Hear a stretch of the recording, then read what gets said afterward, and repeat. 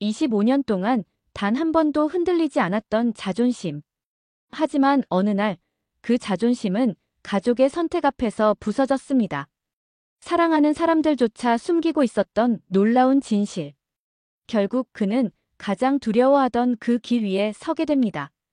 왜 그는 끝내 스스로 무릎을 꿇게 된 걸까요? 영상을 보기 전 구독과 좋아요 눌러주시면 영상을 제작하는 데 있어 큰 힘이 됩니다. 저는 도쿄의 대형 출판사 니혼 문화사의 문화부 편집장 하루토 유키입니다. 올해로 47살, 이 바닥에서만 25년을 보냈습니다. 처음부터 솔직히 말하자면 저는 한국 문화를 좋아하지 않았어요. 아니, 정확히는 경멸했다고 해야 맞겠네요. 우리 출판사는 일본 전통 문화와 관련된 책을 주로 출간했습니다. 다도, 가부키, 우키우에 같은 일본의 자랑스러운 문화유산을 알리는 책들이었죠. 저는 그런 일본 문화에 자부심이 넘쳤습니다. 한국이나 중국 같은 아시아 국가들은 일본 문화의 그림자에 불과하다고 생각했어요. 특히 한국은 항상 일본을 따라하기만 한다고 여겼죠. 10년 전만 해도 상황은 전혀 달랐습니다. 한국 출판사들이 우리에게 일본 만화책을 번역해 팔게 해달라고 요청했어요. 그때 저는 동료들에게 말했죠. 봐, 역시 우리가 아시아의 중심이야.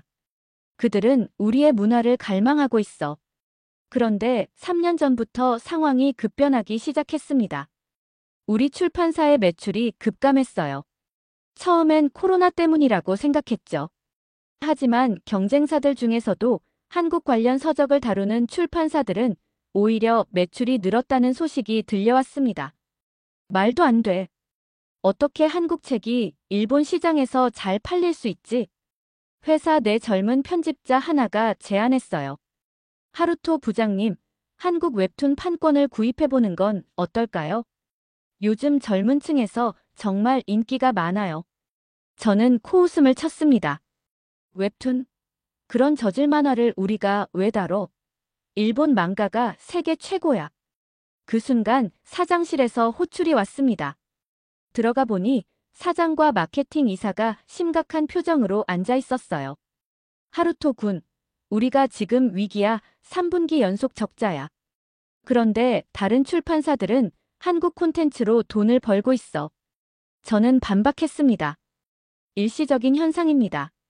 곧 사람들은 우리 일본 전통으로 돌아올 겁니다. 사장이 한숨을 쉬며 말했어요. 하루토 군, 10년 전에는 한국 출판사들이 우리 만화책을 번역해 팔게 해달라고 요청했지. 하지만 지금은 우리가 한국 웹툰 판권을 구걸하는 입장이 됐어.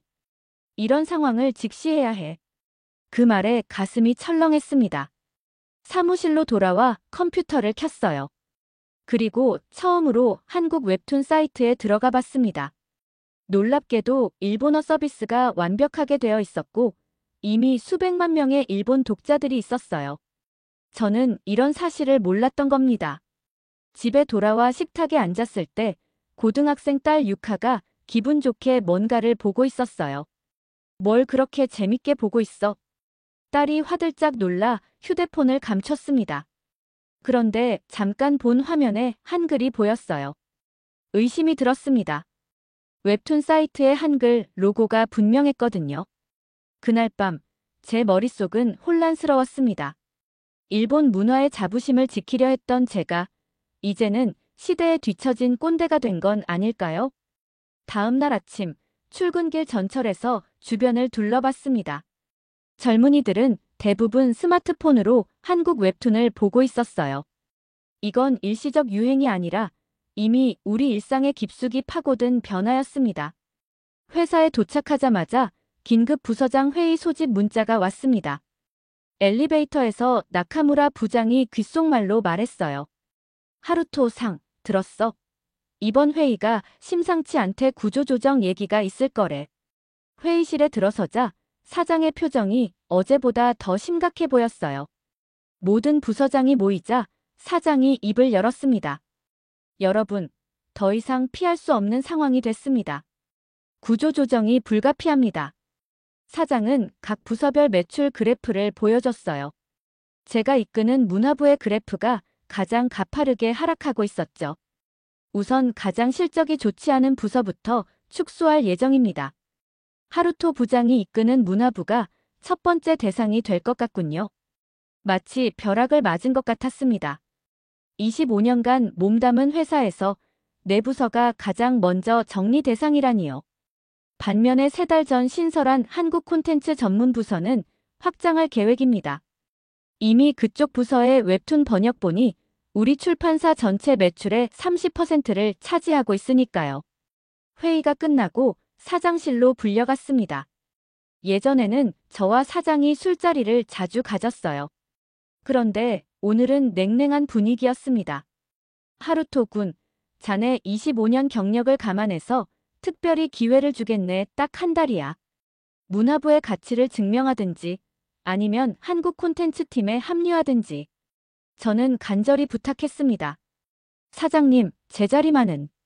사장은 고개를 저으며 말했어요. 미안하네. 하루토 군, 이젠 한국어도 모르는 편집자가 필요 없어졌어. 사무실로 돌아와 동료 미야모토가 다가왔습니다. 솔직히 말씀드리자면 저도 최근에 한국어 학원에 등록했습니다. 퇴근 후에요. 이 바닥에서 살아남으려면 필요할 것 같아서요. 집으로 터덜터덜 걸어가는 길이 이렇게 길게 느껴진 적은 없었습니다. 평생 쌓아온 경력이 무너지는 공포, 그리고 가족을 부양해야 하는 책임감이 어깨를 짓눌렀어요. 문득 10년 전 한 한국 출판인과 나눴던 대화가 생각났어요. 그는 일본 만화 판권을 사러 왔었죠. 하루토 씨, 언젠가 우리 콘텐츠가 일본을 사로잡을 날이 올 겁니다. 그때 저는 비웃었어요. 하지만 그 오지 않을 날이 결국 오고야 말았습니다. 일본 문화의 자존심이었던 우리가 이제는 한국 콘텐츠를 따라가는 처지가 되었으니까요. 집에 도착하니 아내와 딸이 심각한 표정으로 앉아 있었습니다. 무슨 일인가 싶어 다가갔죠. 아빠, 대화 좀 할 수 있을까요? 유카가 조심스럽게 말을 꺼냈어요. 그래, 무슨 일이니? 저 대학 진학 계획에 대해 이야기하고 싶어요. 평소처럼 도쿄대나 와세다 대학 이야기겠거니 했습니다. 그런데 유카의 다음 말이 저를 충격에 빠뜨렸어요. 아빠, 저 한국으로 유학 가고 싶어요. 서울대학교에요. 순간 귀를 의심했습니다. 우리 딸이 한국으로 유학? 말도 안 됐죠. 무슨 헛소리야. 왜 하필 한국이야? 일본에도 좋은 대학 많잖아.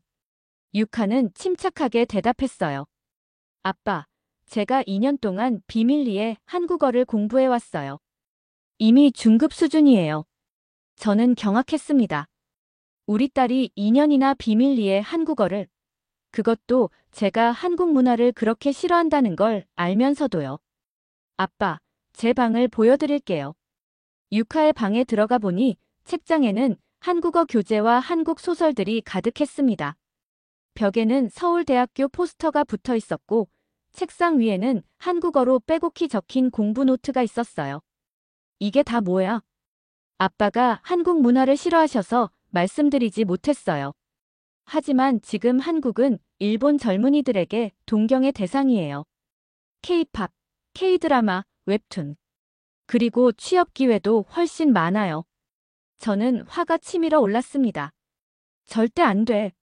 한국 유학은 허락할 수 없어. 그때 아내가 조용히 말했어요. 여보, 사실 나도. 당신도 뭐? 나도 6개월 전부터 한국어 학원에 다니고 있어요. 한국 화장품 회사에 취직하고 싶어서요. 그 순간 세상이 무너지는 듯 했습니다. 내 가족들이 모두 비밀리에 한국 문화에 빠져 있었다니요. 아내의 말이 계속 이어졌습니다. 당신이 그렇게 무시하는 한국이 지금 우리 가족에게 미래를 주고 있어요. 엄마도 이미 알고 있어요. 그날 밤 혼자 거실에 앉아 술을 마셨습니다. 회사에서도 가정에서도 모든 것이 무너져 내리고 있었어요. 대체 어떻게 된 일일까요? 내가 그렇게 경멸했던 한국 문화가 어느새 내 가족의 미래가 되어 있었습니다. 벽에 걸린 가족 사진을 바라봤습니다. 유카가 초등학생이던 시절 교토 여행에서 찍은 사진이었어요. 그때는 모두가 일본 전통의 자부심을 느끼며 행복해했는데 지금은 가족 모두가 한국을 향해 달려가고 있었습니다. 일본의 미래는 어디로 흘러가고 있는 걸까요? 그리고 저는 이 변화의 물결 속에서 어떻게 살아남아야 할까요? 다음 날 사장이 저를 다시 불렀습니다. 이번엔 해고 통보련이 각오하고 들어갔어요. 하루토 군, 자네에게 새 프로젝트를 맡기려네. 새 프로젝트요? 그래, 한국 문화의 모든 것이라는 특집 기획이야. 일본인들에게 한국 문화를 제대로 소개하는 책 말이야. 저는 망치로 머리를 맞은 것 같았습니다. 제가 평생 무시해온, 그리고 지금도 인정하기 싫은 한국 문화를 다루는 책을 만들라고요? 사장님, 다른 프로젝트는 없습니까? 저는 일본 전통문화 전문가입니다. 사장은 냉정하게 말했어요. 하루토 군, 지금은 선택의 여지가 없네. 이 프로젝트가 성공하면 자네 자리를 지켜주지. 실패하면. 뭐, 알겠지. 결국 저는 굴욕적인 마음으로 새 프로젝트를 시작했습니다. 마음에 들지 않았지만 가족을 위해 참기로 했어요. 첫 작업은 한국 드라마, K-팝, 웹툰을 분석하는 것이었죠. 처음에는 억지로 봤습니다. 그런데 이상하게도 한국 콘텐츠를 깊이 분석할수록 그 매력이 보이기 시작했어요. 한국 드라마는 일본 드라마보다 스케일이 크고 연출이 과감했습니다. 웹툰은 일본 망가와는 다른 세로 스크롤 형식으로 스마트폰 시대에 최적화된 형태였어요. K-팝은 완벽한 퍼포먼스와 국제적인 마케팅 전략을 갖추고 있었죠.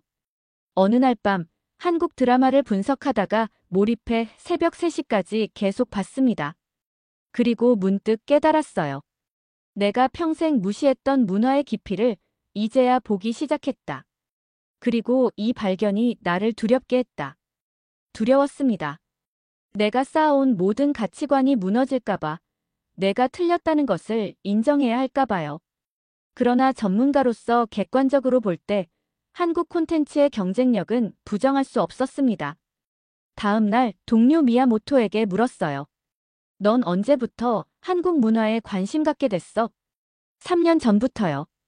제 여동생이 한국 아이돌 팬이 되면서 저도 자연스럽게 관심을 갖게 됐어요. 그들의 콘텐츠 제작 방식이 정말 혁신적이더라고요. 저는 고개를 끄덕였습니다. 한국 문화의 매력을 조금씩 이해하기 시작했지만 여전히 마음 한구석에선 불편했어요. 25년간 지켜온 신념을 하루아침에 바꾸기는 쉽지 않았으니까요. 일본으로 돌아온 저는 가족들에게 한국 출장 경험을 솔직하게 이야기했습니다. 반신반의하던 아내와 유카의 표정이 점점 밝아졌어요. 아빠가 한국을 긍정적으로 봤다니 믿기지 않아요. 유카가 신나서 말했습니다. 오해하지 마. 좋은 점도 있지만 여전히 일본이 더 좋다고 생각해. 자존심 때문에 괜한 강세를 부렸어요. 그런데 집에 돌아와 보니 가족들은 제가 없는 동안 더 깊이 한국 문화에 빠져 있었습니다. 거실 TV에서는 한국 예능 프로그램이 나오고 식탁에는 한국 라면과 김치가 있었어요. 심지어 아내는 한국 화장품 회사 채용 서류를 준비 중이었습니다. 유카는 서울대 입학 서류를 작성하고 있었어요. 아빠, 이번에 꼭 합격하고 싶어요. 도와주실 수 있어요? 망설였지만 딸의 진지한 눈빛을 보니 거절할 수 없었습니다. 알았어. 도와줄게. 주말 가족과 함께 집 근처 한국 식당에 갔어요. 아내와 유카는 능숙하게 주문했지만 저는 메뉴판을 보고도 읽을 수 없었습니다. 옆 테이블에서는 젊은 일본인들이 한국어로 대화하며 웃고 있었어요. 여보, 이번 주말에 한국어 학원 무료 체험 수업이 있대요. 같이 가볼래요? 아내가 조심스럽게 제안했습니다. 나는 바빠. 회사 프로젝트 때문에. 핑계를 대며 거절했지만 사실은 아직 남들 앞에서 한국어를 배우는 모습을 보이기 싫었어요. 그날 밤 혼자 책상에 앉아 생각했습니다. 47년 동안 내가 믿어온 모든 것이 흔들리고 있었어요. 일본 문화의 우월성, 한국에 대한 편견, 그런데 왜 이렇게 새로운 가능성이 보이는 걸까요? 비밀리에 한국어 책을 구입했습니다. 딸과 아내의 대화를 알아듣고 싶었거든요. 밤늦게 화장실에 숨어 한국어 공부를 시작했어요. 안녕하세요. 저는 하루토입니다. 이 간단한 인사말이 제 입에서 나오는 것이 얼마나 어색하던지요. 어느 날 아침 화장실에서 혼자 한국어 연습을 하다가 유카에게 들키고 말았어요. 아빠가 한국어를. 창피함에 얼굴이 붉어졌지만 유카는 기뻐하며 저를 꼭 안아주었습니다. 아빠, 정말 멋져요. 제가 도와드릴게요. 3개월 후 제가 편집한 한국 문화의 모든 것 특집호가 출간되었습니다. 솔직한 마음으로 한국 문화의 장단점을 분석하고 서울 출장에서 본 생생한 경험을 담았어요. 책은 출판사 역대 최고 판매량을 기록했습니다. 출간 일주일 만에 10만 부가 완판되었어요. 사장은 물론 회사 전체가 기뻐했습니다. 하루토 군, 정말 멋진 책을 만들었네. 자네 덕분에 회사가 살았어. 사장이 제 어깨를 두드렸습니다. 회사 내 제 위상은 높아졌지만 마음은 복잡했어요. 일본 전통을 지키려 했던 제가 이제는 한류의 전도사가 된 아이러니한 상황이었습니다. 내가 만든 책이 완판되었다. 하지만 이 성공이 과연 내 성공인가? 아니면 내가 그토록 거부했던 한국 문화의 승리인가? 특집호 출간 기념 인터뷰에서 기자가 물었습니다. 하루토 부장님, 한국 문화의 어떤 점이 일본인들에게 그토록 매력적이라고 생각하십니까? 잠시 생각하다 솔직하게 답했어요. 변화를 두려워하지 않는 자세입니다. 한국은 전통을 존중하면서도 새로운 도전을 멈추지 않아요. 반면 우리 일본은 과거의 영광에 안주해왔던 것 같습니다. 이 인터뷰가 대형 일간지에 실리자 반응이 뜨거웠습니다. 많은 사람들이 공감했고 출판사로 후속 시리즈를 요청하는 문의가 쇄도했어요.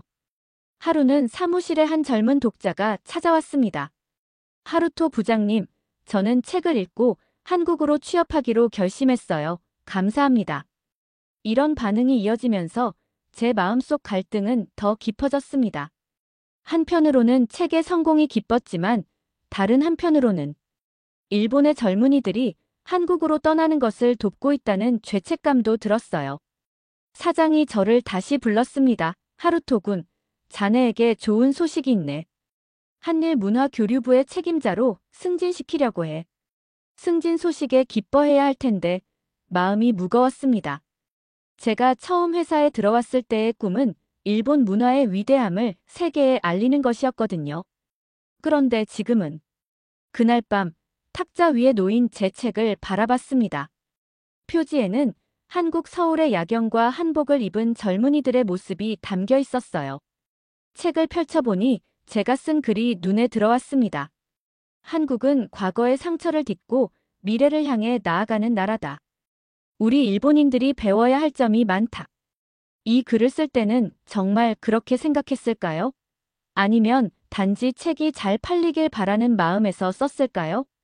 정체성의 혼란 속에서 밤을 지새웠습니다. 출판사에서 한일문화교류부서의 책임자로 승진한 지 2달, 중요한 선택의 순간이 찾아왔습니다. 유카가 서울대학교에 합격했다는 소식을 들은 거예요. 아빠, 합격했어요. 서울대 국제학부예요. 전화기 너머로 유카의 기쁨 가득한 목소리가 들려왔습니다. 제 마음은 복잡했어요. 딸의 성공이 기쁘면서도 그녀가 한국으로 떠난다는 현실이 마음 아팠습니다. 아내가 말했어요. 유카의 입학식에 같이 가자. 서울에 한 번 더 가보면 어떨까? 망설이다가 동의했습니다. 사실 비밀리에 배우던 한국어도 어느 정도 진전이 있었거든요. 간단한 대화는 할 수 있게 되었습니다.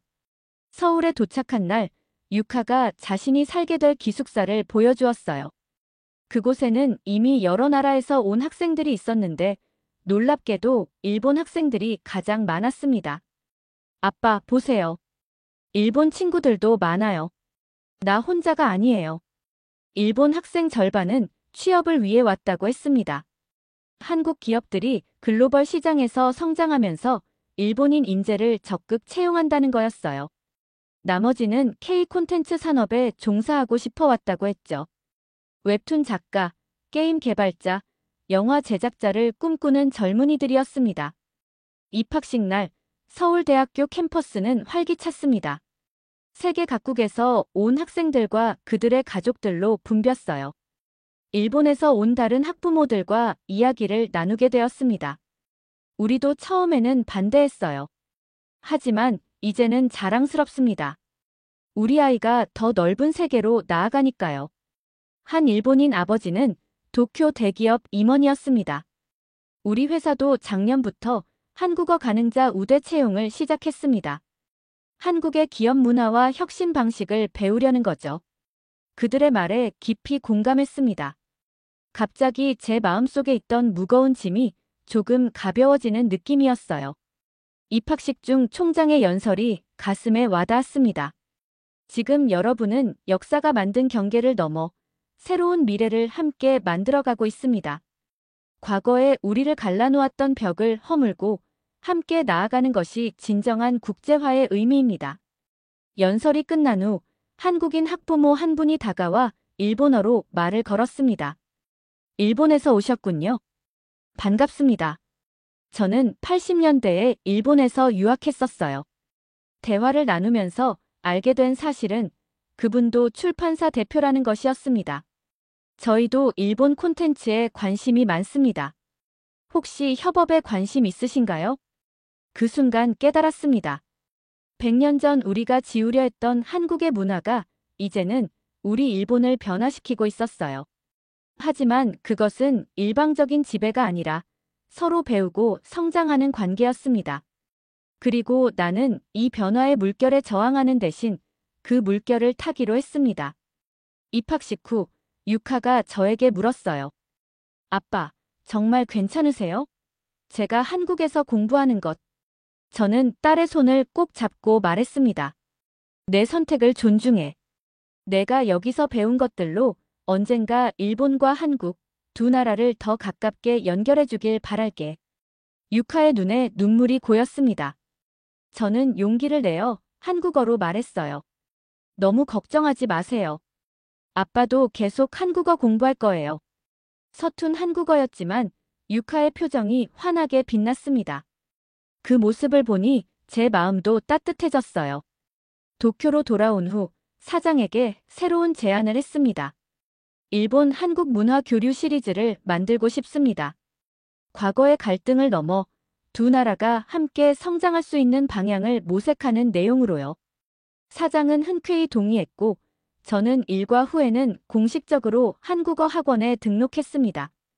더 이상 숨기지 않고 당당하게 새로운 언어와 문화를 받아들이기로 한 거죠. 한국어 학원에서는 저와 비슷한 40, 50대 직장인들이 많았습니다. 한 은행원은 한국 금융 시스템을 배우기 위해 왔다고 했고, 다른 IT 회사 직원은 한국의 디지털 전환 전략을 연구하기 위해 왔다고 했어요. 그들 모두 내가 느낀 변화의 바람을 똑같이 느끼고 있었습니다. 3개월 후, 저는 한국의 출판사와 공동 프로젝트를 시작했습니다. 동아시아의 미래, 한일 협력의 새로운 지평이라는 책이었어요. 이 책에서 저는 제 경험담을 솔직하게 썼습니다. 한국 문화를 경멸했던 일본 편집장이 어떻게 변화했는지, 그 과정에서 배운 교훈은 무엇인지에 대해서요. 지금 제 책상 위에는 2개의 사진이 나란히 놓여 있습니다. 하나는 25년 전 첫 출간 도서를 들고 찍은 사진, 다른 하나는 서울대 캠퍼스에서 유카와 함께 찍은 사진이에요. 과거와 미래가 공존하는 모습이죠. 변화는 때로 고통스럽지만 그 안에서 새로운 가능성을 발견할 수 있다는 것을 배웠습니다. 이제 저는 두 문화 사이의 다리가 되어 더 나은 미래를 만들어가고 싶습니다. 한국에 점령당했다는 생각보다는 한국과 함께 새로운 아시아의 미래를 만들어가는 일원이 된 것이 자랑스럽습니다. 가족들을 통해 새로운 삶을 살게 된 하루토의 이야기는 여기까지입니다. 오늘 사연은 어떠셨나요? 오늘의 사연이 마음에 드셨다면 좋아요 한번 부탁드립니다. 여러분의 좋아요와 구독은 영상을 만드는데 큰 힘이 됩니다. 긴 영상 시청해주셔서 감사합니다. 오늘도 행복이 넘치는 하루 되세요.